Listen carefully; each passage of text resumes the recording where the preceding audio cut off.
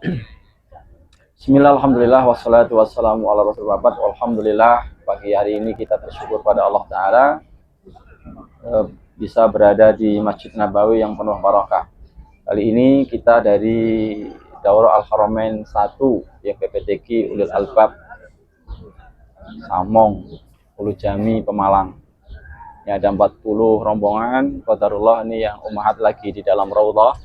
Ya, kita yang ikhwan insyaallah meminta kepada Ustadzuna Abu Yusuf Ahmad Ja'far Ta'ala, beliau mahasiswa S2 UIM.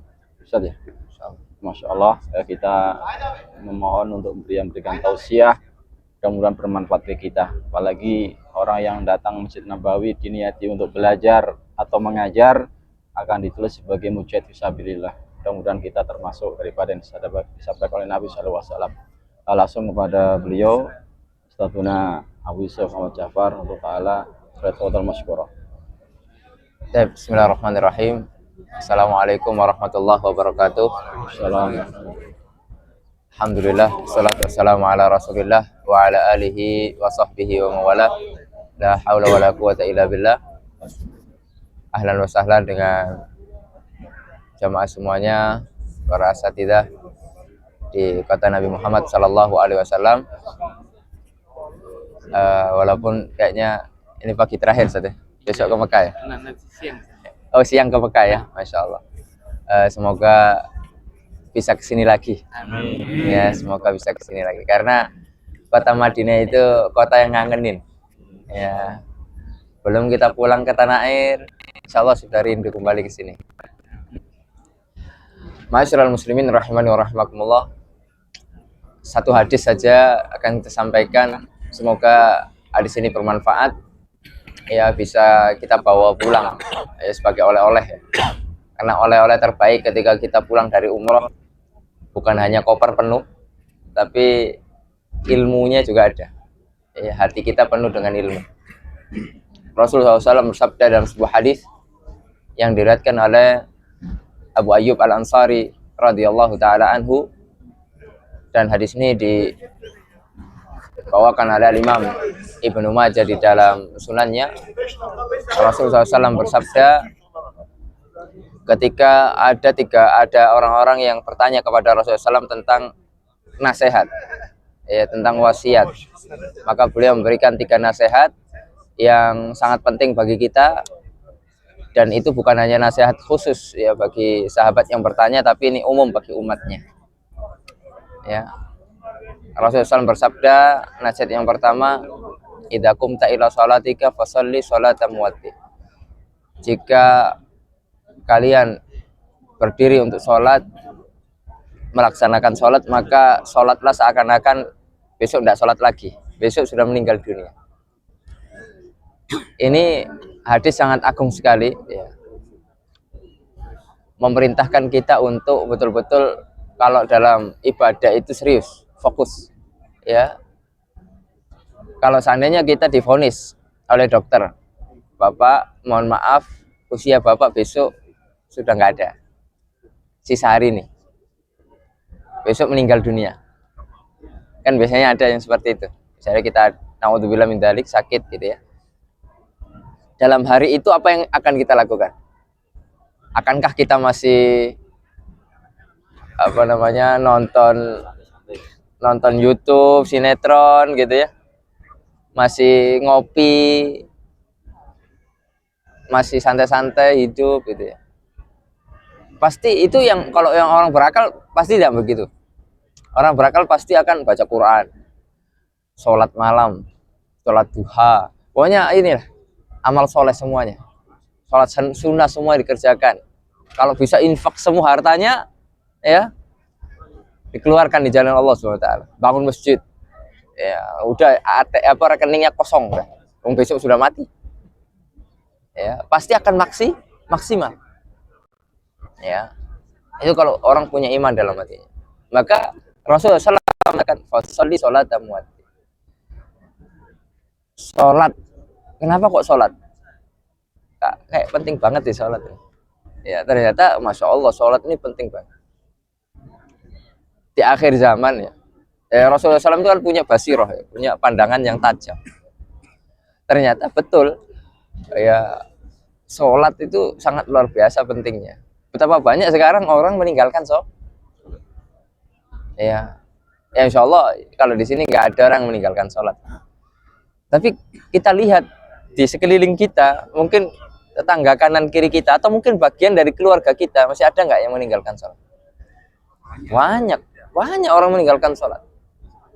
Makanya saya kalau sering diundang ke desa-desa itu, kalau saya khutbah Jumat itu mesti tentang sholat terus. Ya, karena luar biasa, orang meremehkan sholat itu luar biasa. Ya, padahal sholat itu, ya diantara pentingnya sholat yang pertama, sholat adalah amalan yang akan ditanya pertama oleh Allah. Ya, Rasulullah SAW bersabda, awwalu ma yuhasabu bil abdi yaumal qiyamah sholatu. Ya, insaluhat faqad aflaha wa anja. Amalan yang pertama kali ditanya oleh Allah adalah sholatnya. Ya, jika sholatnya baik, dia akan sukses. Dia akan kemudian lanjut dalam perjalanan berikutnya mudah. Kalau sholatnya saja tidak benar, ya pasti akan susah, ya kelanjutan kehidupannya di akhirat nanti. Kemudian yang kedua, sholat adalah identitas seorang muslim. Makanya para ulama ada khilaf itu. Orang yang meninggalkan sholat itu apa hukumnya? Ya, jadi Islamnya diperselisihkan, dipertanyakan. Ya, kalau dia meninggalkan karena mengingkari kewajiban, sepakat ulama kafir. Tapi kalau malas-malasan, nah ini khilaf. Ada yang mengatakan kafir, ada yang mengatakan enggak. Ya. Masa ya Islam kita diperselisihkan ya sama para ulama? Ya kita tidak terima. Ya, oleh karenanya kita berusaha tidak meninggalkan sholat. Rasulullah SAW bersabda, al-ahdu alladzi bainana bainahum as-shalah, faman tarakaha faqad kafar. Batas antara orang muslim, orang yang beriman dengan non muslim, orang kafir adalah masalah sholat. Ya, karena siapa meninggalkan sholat maka dia telah kufur. Wah, ini kan bahaya. Ya. Dan kalau di Saudi ini menganut, ya, yang meninggalkan sholat kafir. Makanya, masya Allah, orang di sini urusan sholat luar biasa. Di kampung-kampung itu masjid-masjid itu makmur. Bukan hanya Nabawi ya. Kalau kita Nabawi oke lah, lihat pasti makmur.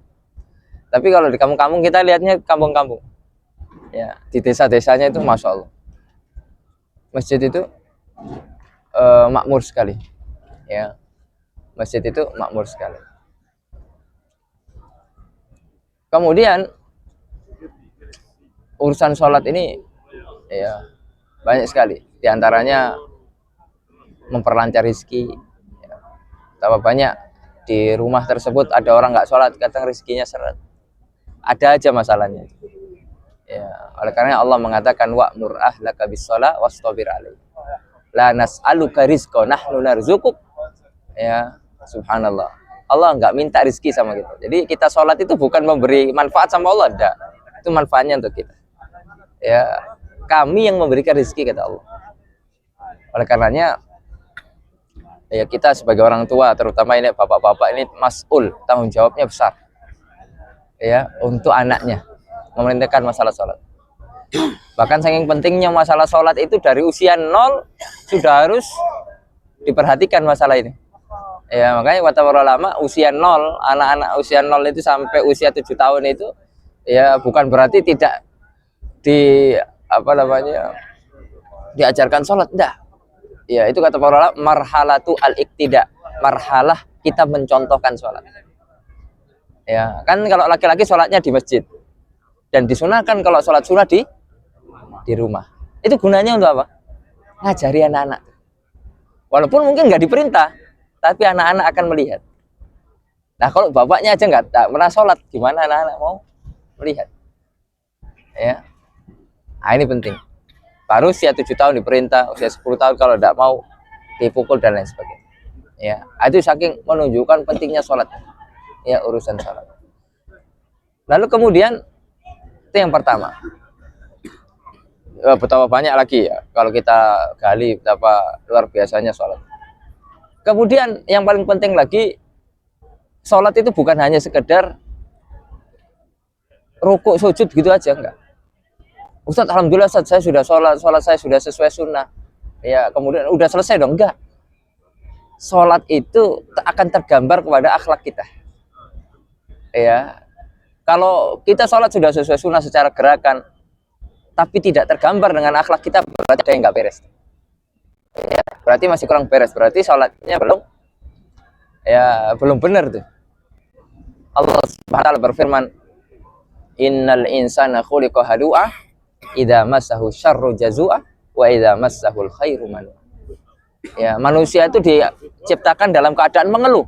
Jadi sifat manusia itu sering mengeluh. Jika dikasih keburukan tambah ngeluh. Ya, kerjaannya nggak ada, di PHK, sakit, ya diberikan ujian lah sama Allah banyak. Ya, keburukan-keburukan, tambah ngeluh. Ya. Wa idza masal khairu manu. Tapi jika dikasih kebaikan nih, dibukakan pintu rezeki ini, pelit. Itu sifat manusia itu. Nggak mau infak di jalan Allah, nggak mau sedekah. Ya, menghadap orang sebelah bangun pondok, kita mampu, enggak disumbang. Bangun masjid loh, jelas-jelas itu amalan akhirat. Nggak keluar uang kita, nggak keluar. Paling keluar cuma 50.000. Padahal kita banyak uang, kecuali emang nggak ada. Nah, itu sifat manusia. Nah, sifat itu harus hilang dengan sholat. Apa kata Allah? Illal musallin. Kalau orang-orang sholat, nggak punya sifat itu. Ya. Mau dibersihkan ya. Nah, jadi nasihat yang pertama ya. Nah, ini yang mungkin sekarang harus kita perbaiki ya. Ini untuk diri kami pribadi, masalah sholat ini tercermin dalam diri kita gitu. Jadi bukan hanya sekedar sholat selesai gitu enggak, tapi ada impact dalam kehidupannya itu. Ya. Jadi kita diantara impact-nya adalah, imbasnya adalah kita nggak sering mengeluh. Berarti kalau kita sholat sudah betul-betul sholat kita benar gitu ya, itu betul-betul berdampak pada akhlak kita. Kita nggak sering mengeluh. Ya sudah, apa adanya sudah. Adanya ini ya sudah, alhamdulillah. Kalau nggak ada ya sudah gitu. Ya, Rasulullah SAW ya, beliau itu rumahnya 9 dulu, beliau di sini. Ya, ini kan kita sekarang berada di ini komplek dulu, komplek para sahabat. Ya, rumahnya Abu Bakar itu di situ dulu. Ya, makanya ada pintu Abu Bakar. Nah, di situlah rumahnya Abu Bakar. Jadi pintu-pintu itu nggak sembarangan itu namanya itu. Ya, itu ada sejarahnya. Ya. Kemudian di sini depan-depan ini, jadi rumah sahabat paling besar itu kira-kira rumah siapa? Rumah sahabat paling besar, gedongan lah kalau bahasa kita. Bukan. Rumahnya Utsman. Paling besar. Ya, rumahnya Utsman itu sekarang pokoknya daerah sini. Ya, itu rumahnya Utsman tuh. Gede, paling gede, tingkat. Kalau rumahnya Nabi kecil, kotak. Tapi setiap istri punya rumah 9. Ya. Nggak pernah Nabi mengeluh itu. Ya. Ya sudah, makan apa adanya. Ada dimakan, nggak ada ya sudah. Ya, makanya istri-istri Nabi itu kan ditawari tuh, mau hidup apa adanya. Ya, itu kan sampai ada tragedi Nabi mendiamkan istrinya. Atau mau hidup apa adanya sama Nabi, karena memang terlebih seorang yang berdakwah di jalan Allah SWT bukan berarti nggak boleh kaya, enggak. Tapi memang orang yang sudah sibuk untuk akhirat itu kadang untuk urusan dunianya kadang tersendat itu biasanya. Ya, maka ya sudah apa adanya. Oleh karenanya luar biasa itu efeknya dalam diri kita. Menjadi orang yang qanaah itu nggak mudah. Ya, menerima apa anane gitu. Itu tidak mudah sekali. Ya. Makanya itu dampak dari salat kita itu benar begitu. Ya, begitu juga dengan ibu-ibu itu. Nerimo apa yang dikasih suami. Alhamdulillah ada, alhamdulillah. Ya. Bukan berarti kemudian suami enak-enakan, ya udahlah saya cari yang apa namanya, yang nggak usaha gitu ya, apa adanya, nggak juga, kita usaha juga. Lalu kemudian sifat yang harus melekat pada kita itu sifat dermawan. Ya. Sifat dermawan, masya Allah ya. Kalau orang-orang Arab itu diantaranya punya sifat dermawan, masya Allah. Ya, apalagi untuk jamaah haji dan umroh. Ya. Kemudian yang kedua, ya wasiat yang kedua Rasulullah SAW mengatakan, la tatakallam bikalamin ta'tadiru minhu ghadan. Jangan kita berkata-kata yang besok minta maaf. Artinya apa? Artinya kita harus menjaga lisan kita. Nah, ini nggak bisa sembarangan bicara sembarangan segala macam, enggak boleh. Ya, terlebih sekarang kita juga berada di tanah suci ya. Nanti kita ke Mekah ya. Nah, itu yang awalnya mungkin kita ceplas-ceplos ngomongnya, ya ibaratkan mohon maaf uraan gitu segala macam, nah itu tidak.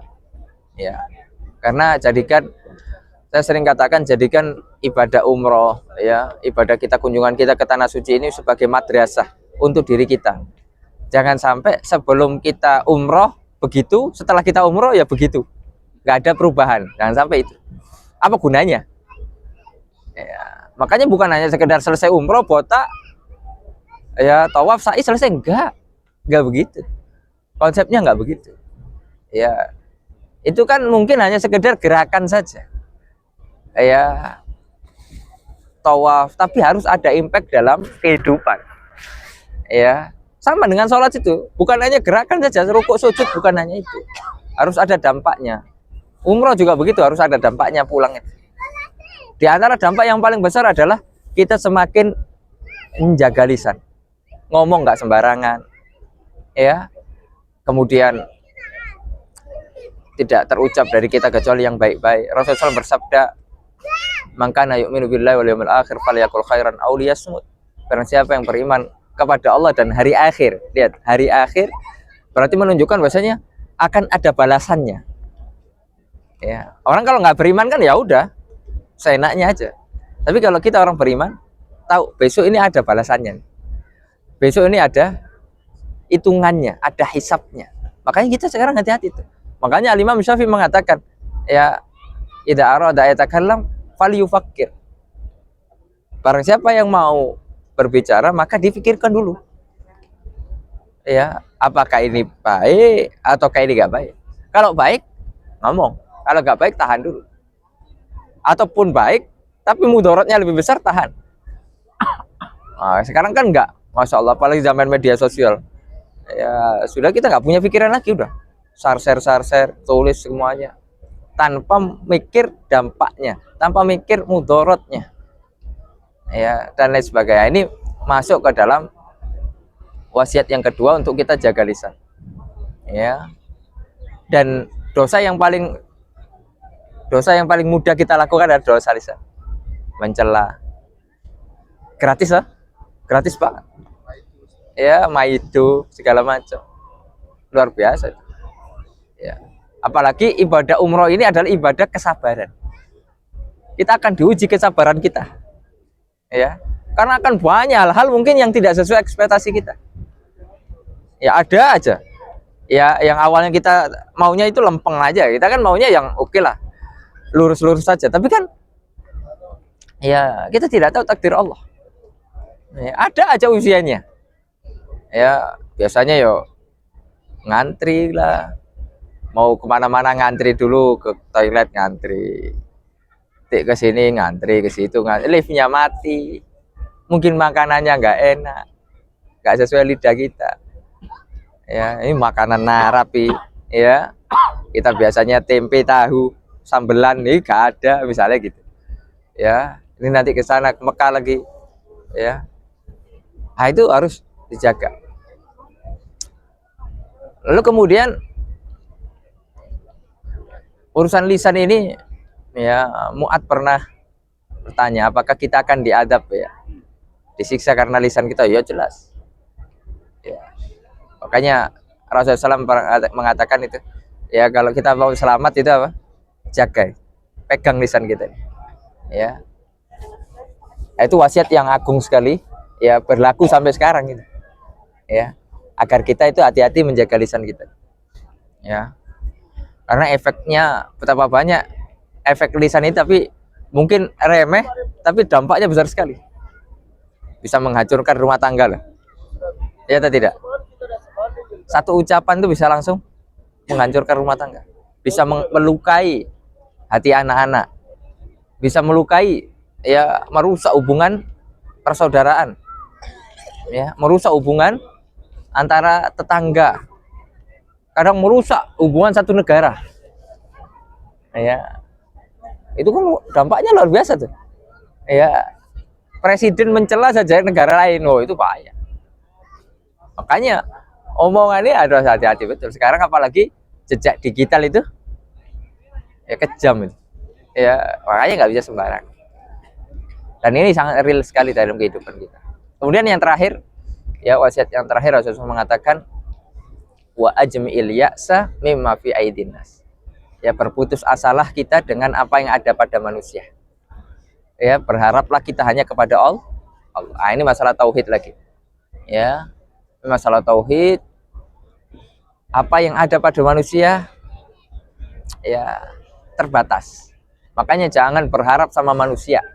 Berharap hanya kepada Allah Subhanahu wa taala. Ya, oleh karenanya Rasulullah SAW mengajarkan para sahabatnya itu sejak kecil masalah tauhid. Ya, beliau pernah menggonceng Ibnu Abbas itu.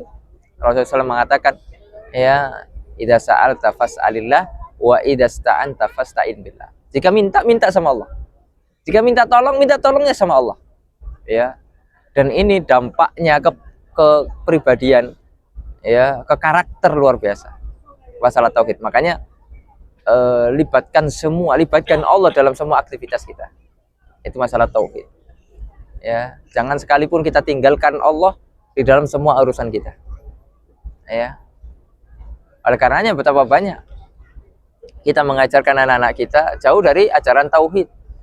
Ya, sehingga anak kita menjadi anak yang tidak mandiri, cengeng, ya, dan lain sebagainya. Oleh karenanya dampak dari ajaran tauhid ini, ya, terutama kepada anak-anak, efeknya dahsyat sekali. Tanamkan ya manajemen masalah itu. Ya, jangan kemudian kita berharap, Ustaz saya pengen hidup tanpa masalah. Gak ada. Nanti di surga. Selagi kita di dunia pasti ada masalah. Pasti. Sesoleh-soleh pun kita punya istri, sesoleha-soleha apapun pasti ada masalah. Kadang kita diuji dengan istri kita. Kadang kita diuji dengan anak kita. Anak istri aman, diuji sama orang tua. Orang tua aman, istri anak aman. Semuanya. Kadang kita diuji sama siapa?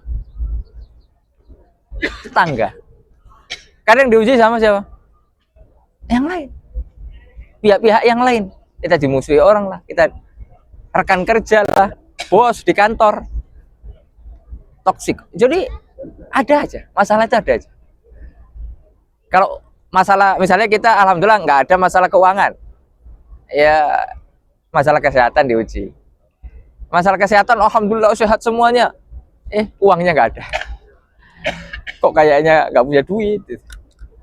Ya nggak ada. Maksudnya nggak ada orang yang tanpa ujian, nggak ada. Ya.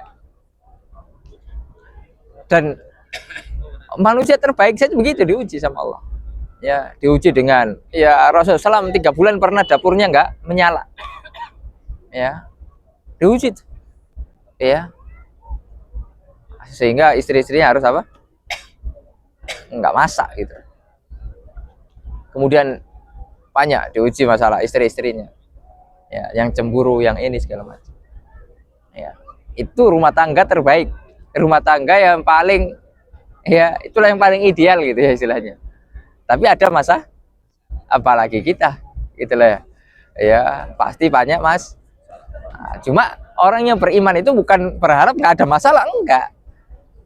Ketika muncul masalah, nah manajemen menyelesaikan itu kita sudah punya, ya. Nah itu kembali lagi kepada tauhid tadi itu. Jangan berharap sama manusia, ya. Oleh karenanya, jadi 3 wasiat Nabi ini kalau kita gali terus, kalau kita bahas, masya Allah, dahsyat, ya. Jadi ini jadikan kita oleh-oleh tuh, ya. Nanti kalau pulang ke kampung, biasanya kan orang-orang datang gitu ya ke rumah kita kalau kita habis umroh, ya kasih oleh-oleh 3 ya. Ya, selain oleh-oleh air zam-zam ya, maksudnya oleh-oleh berupa materi gitu ya, berupa air zam-zam, mungkin kurma segala macam. Dikasih wasiat ini 3 ini ya, karena ini penting sekali ya, kita belajarnya langsung di Masjid Nabawi ya. Ya, ini di kompleknya para sahabat nih ya, saya dapat wasiat 3 ini ya, ternyata ini adalah wasiat Nabi. Masalah sholat ya, sholat penting atau tidak? Penting Pak. Kemudian yang kedua masalah apa? Masalah apa? Jaga lisan. Ya, bapak-bapak, kalau kita pengen hidup bahagia, hidup tenang, jaga lisan. Jangan macam-macam dah. Ya. Orang kalau lisannya baik, ya, lisannya terjaga, orang akan senang sama dia. Tapi orang kalau lisannya itu semuanya diumbar, semuanya ya, orang nggak senang. Ya. Orang saja nggak senang, apa Allah SWT. Ya. Sering mengumpat, sering berkata-kata jorok, kotor segala macam. Kemudian yang ketiga apa? Ya, berharap hanya sama Allah, tidak berharap sama manusia. Ya, ini masalah tauhid ya. Betul-betul kita besarkan rasa tawakal kita hanya kepada Allah. Ya. Nah, itulah 3 hal harus menjadi bekal di kehidupan kita. Kalau kita betul-betul amalkan ini dahsyat sekali dalam kehidupan kita, efeknya. Ya, efeknya dalam kehidupan ini sangat dahsyat sekali. Ya. Makanya ma'asyiral muslimin rahimani wa rahimakumullah. Semoga Allah memberikan keberkahan kepada kita. Ya, semoga Allah menerima ibadah kita ya di kota Madinah, nanti pula ibadah umroh kita ya menjadi umroh yang mabrurah. Ya, umroh yang menghasilkan kebaikan. Nah, namanya umroh mabrurah. Ya, bukan hanya sekedar mabrurah tapi tanpa makna ndak. Ya, umroh mabrurah adalah umroh yang menghasilkan kebaikan setelahnya. Jadi kalau kita setelah umroh ya kok semakin rusak, itu tanda umroh kita gagal. Ya, umroh kita gagal. Tapi pulang umroh, masya Allah semakin baik. 5 waktu di masjid, yang laki-laki, yang ibu-ibunya menutup aurat. Ya, kemudian tambah baik lah, sama tetangganya tambah baik, pekerjaannya tambah bagus. Ya, kemudian dalam kehidupan sehariannya tambah bagus, masya Allah. Maka itu mabrurah tuh. Ya, kemudian jangan lupa berdoa sama Allah, semoga Allah undang kembali. Karena tidak ada orang ceritanya itu orang miskin karena umroh kan. Ya, nggak ada. Kalau bisa jadi agenda rutin. Ya udah nggak apa-apa, orang ngomong apa aja nggak ada masalah. Yang penting kita fokus aja, nabung, umroh lagi. Ya, karena Rasulullah SAW mengatakan al umratu ilal umroh kafaratun. Umroh satu dengan umroh yang lain itu kafarah, menghapuskan dosa.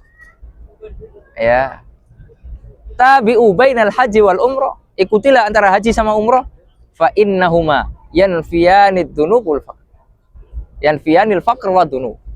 Ya, haji umroh, karena haji dan umroh menghapuskan kefakiran.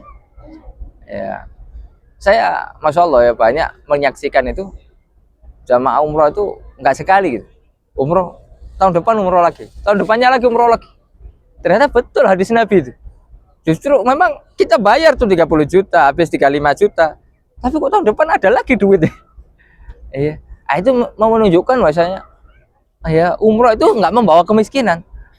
Tapi salah satu pembuka pintu rezeki kita, Mas. Ya.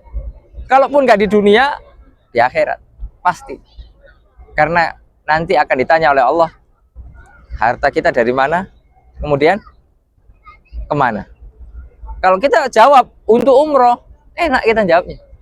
Di akhirat, ya kita dihisap tuh sama Allah tuh. Mas, harta saman dari mana Mas? Alhamdulillah saya kerja ini ya Allah. Terus untuk apa Mas? Untuk umroh, Mas. Untuk haji, Bu. Enak, selesai urusan. Tapi kalau kita gunakan healing kemana-mana, ya pernah haji, nggak pernah umroh, wah ini bahaya. Berat itu hisapnya di atas sama Allah SWT. Ya, kemudian menghapuskan dosa-dosa. Ini yang paling penting. Ya, karena siapa dari kita yang nggak punya dosa, itu pasti dosa. Ya, makanya dengan haji dan umroh ini semoga hati kita semakin lembut, ya, hati kita semakin terus dekat sama Allah. Semoga Allah SWT memberikan karunia kepada kita, keberkahan dalam kehidupan kita, ya. Semoga umrohnya lancar semuanya, ya. Berapa hari nanti di Mekah? Kamis ya. Semoga pulang sampai Pekalongan, Pemalang dengan selamat, ya, dengan selamat. Ya. Ini ibu-ibunya baru datang. Tinggalan yang 3, nanti nambah lagi. Hah? Nambah lagi 3 lagi. Iya.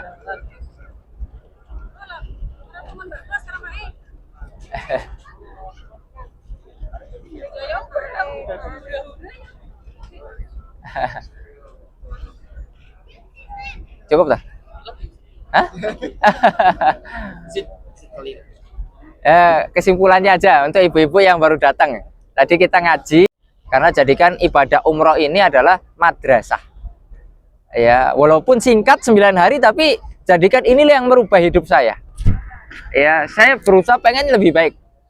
Ya, yang dulu mungkin bapak-bapak kasar sama istrinya, ibu-ibu nggak lembut sama suaminya. Ini mulai diintrospeksi lagi.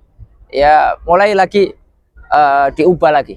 Ustadz agak susah, Ustadz. Ya nggak apa-apa, pelan-pelan.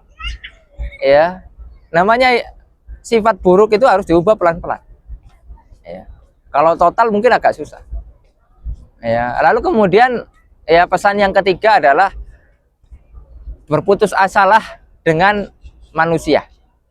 Ya, hanya berharap sama Allah. Ya, jangan sampai kita berharap sama manusia karena manusia ini kan miskin, nggak punya apa-apa. Ya, masa kita berharap sama orang yang miskin kan nggak mungkin. Berharap sama Allah yang maha kaya, punya segalanya. Ya, dan jangan berharap di dunia ini hidup tanpa masalah, nggak mungkin. Pasti ada masalah. Ya, ada masalah atau tidak ibu-ibu? Setiap hari ada masalah nggak? Pasti. Bukan ada, tapi pasti ada. Ya, kadang ibu-ibu diuji sama suaminya, diuji sama anaknya, diuji sama siapa lagi?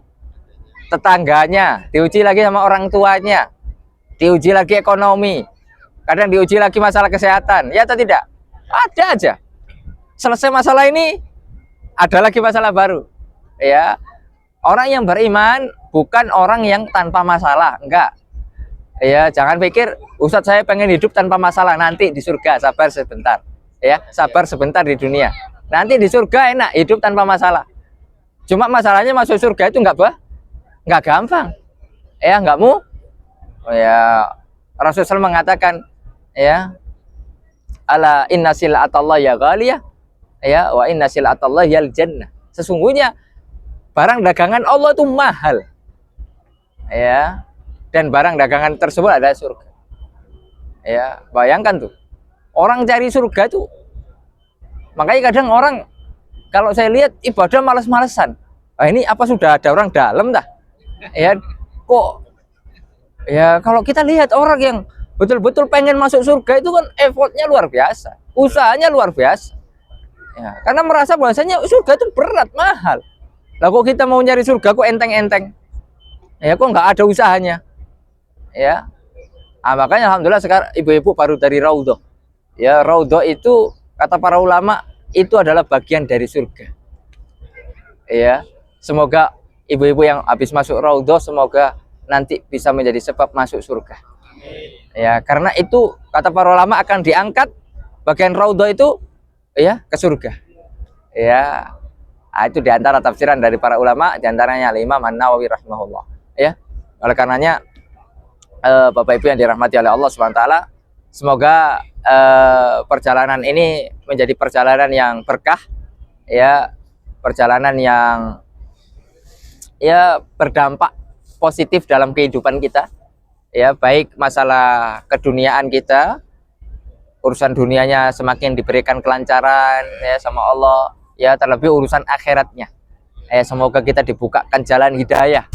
Ya, karena ibadah umroh ini diantaranya membuka hidayah kita. Yang awalnya nggak mau ngaji, ya insya Allah, ya nanti habis umroh ngaji, ya. baca Quran kok kayaknya berat banget. Ya, kalau Ramadan ya insya Allah nggak berat karena orang pada baca Quran. Nah ini kalau setelah Ramadan ini masalahnya. Ya, kadang Quran itu habis hari raya, wis disolasi, taruh lemari. Ya, nah, ini kan menjadi masalah nih. Habis itu baru dibuka Ramadan lagi ya. Ini sampai berdebu tuh. Ya, alhamdulillah sekarang kita punya HP. Ya, nggak mungkin orang sekarang nggak pegang HP itu. Ya atau tidak? Ya, orang itu sudah HP terus. Makanya install di HP-nya Quran. Minimal selagi kita nunggu apa-apa. Kadang kita kan nggak bawa Quran kemana-mana ya. Kadang kita terkendala juga wudhu ya. Kalau kita bawa Quran yang mushaf itu kan, waduh, wudhu batal. Nah kalau Quran ini kan bisa, misalnya kita batal wudhu ya, susah. Kita mau wudhu lagi susah. Misalnya di bandara, di mana agak susah. Nah, makanya tinggal buka tuh aplikasi Quran. Ada aplikasi hadis, baca hadis. Berkah hidup kita. Ya, karena Al-Quran itu bisa mengobati hati kita. Ya, tapi mungkin itu saja Bapak Ibu yang dirahmati oleh Allah Subhanahu Wa Taala. Ya, semoga hari terakhir kita di Nabawi ini, di kota Madinah ini ya berkesan ya. Semoga kita kembali lagi ke sini. Ya, kalau sekarang belum bawa istri, semoga tahun depan bawa istri. Ya, semoga kalau sekarang belum bawa anak, tahun depan bawa anak. Kalau tahun depan nggak bawa orang tua, sekarang nggak bawa orang tua, semoga tahun depan bawa orang tua. Orang-orang yang tercinta, kita pasti pengen. Ya, kita pasti pengen orang-orang yang kita sayangi merasakan nikmat yang sekarang kita rasakan. Ya, karena nikmat bisa beribadah di Masjid Nabawi, beribadah di Masjidil Haram itu luar biasa. Mahal harganya, mahal. Ya, karena kita sekali sholat aja sini, masya Allah. Belum lagi nanti Masjidil Haram, masya Allah. Ya, ya insya Allah nggak ada ruginya. Bayar 28 juta, 30 juta nggak ada ruginya. Ya, mungkin ATM kita berkurang saldonya. Ya, tapi ketahuilah bahwa kita adalah orang kaya. Ya, bertambah saldonya di surga nanti. Ya, di akhirat nanti. Wassallallahu ala nabiyina Muhammad wa ala alihi wasallam. Kurang lebihnya mohon maaf ya. Kalau ada kata-kata yang salah, ya sallallahu ala nabiyina Muhammad wa ala alihi wasallam. Assalamualaikum warahmatullahi wabarakatuh.